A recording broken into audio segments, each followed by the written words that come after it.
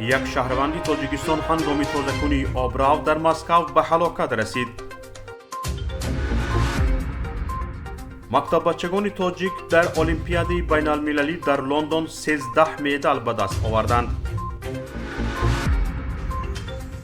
میان گروه جهاد اسلامی و اسرائیل در غزه از ساعت 23:30 شب گذشته آتش بس اعلان شد. متخصصان چینی طرح راه آهن چین، قرقیزستان، ازبکستان را آماده می کنند. در مسکو 3 مهاجر به قبور جنوب شرقی این شهر افتیده به هلاکت رسیدند که شهروندان تاجیکستان و قرقیزستان بودند. گروهی کاری عبارت از 13 نفر در منطقه لیوبلینا قبور را تازه می کردند. در این وقت باران سخت سر شده از سرپوش آب به شدت ریخته 3 نفر را جریانی با شدت آب پخش کرده است. در مقامات حفظ حقوق به خبرگزاری تاس گفتند 2 تن از هلاک شدگان شهروندان قرقیزستان و 1 نفرشان شهروند تاجیکستان بوده است. بنا به اطلاع خبرگزاری های محلی مسکو 5 کارگر توانستند مستقلانه بروی آب برآیند. 5 نفر دیگر را نجات دهندگان تعجیلی که به جای حادثه حاضر شدند بیرون کشیدند و پس از آن در بیمارستان بستری شدند. بعداً جسد فافتیدگان را پیدا کردند. یادآور می‌شویم که قبلا بر اثر سوختار شدید در انبار بازار آذان ولایت مسکو یک مهاجر تاجیک جراحت وزنی جسمانی برداشته در بیمارخانه بستری شده بود. مکتب بچگان تاجیک در المپیاد بین المللی با زبان انگلیسی که از 31 ایول تا 7 آگوست در لندن پایتخت بریتانیای کبیر برگزار شد شرکت کردند. فیروزه عبداللهیوه خواننده صنف دهم مؤسسه دولتی تعلیمی لیتسه برای خوانندگان بالیاقت شهر خوجند قهرمان برنده جام و گرند پری المپیاد گردید.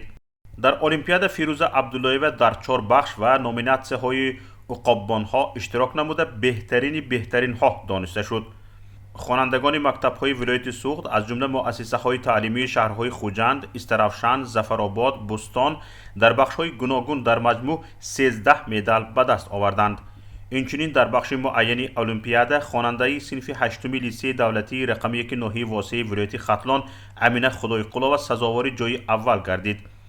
المپیاد بین المللی در دانشگاه برونل در لندن برگزار شد و در آن بیش از 400 دانشجو از 300 مؤسسه تعلیمی 27 کشور جهان شرکت کردند.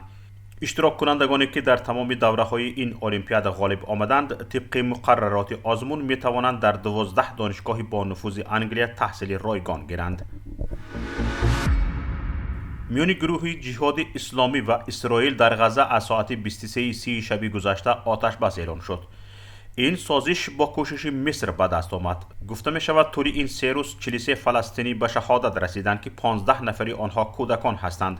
بیش از 300 فلسطینی بر اثر این حمله ها زخمی شدند. نهادهای کمک رسان و تندرستی در اسرائیل نیز اعلان کردند که طی این مدت 3 اسرائیلی جراحت های جدی و 31 تن دیگر زخم های سبک برداشتند.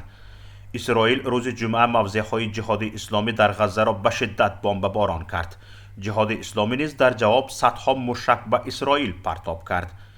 با میانجیگری به آتش بس کشور مصر وعده کرده است که برای آزادی 2 زندانی باسم السعدی، چهره شناخته سیاسی جهاد اسلامی و خلیل عواویده که در بازداشت اسرائیل هستند تلاش میکند. 80 نفر متخصصان چینی طرح راه آهن چین، قرقیزستان، ازبکستان را آماده میکنند. گفته می شود این متخصصان از دانشکده لایحه کشی چین بوده الکی وارد قرقیزستان شدهاند و به آماده سازی طرح تکنیکی و اقتصادی راه آهن چین، قرقیزستان، ازبکستان شروع کرده اند.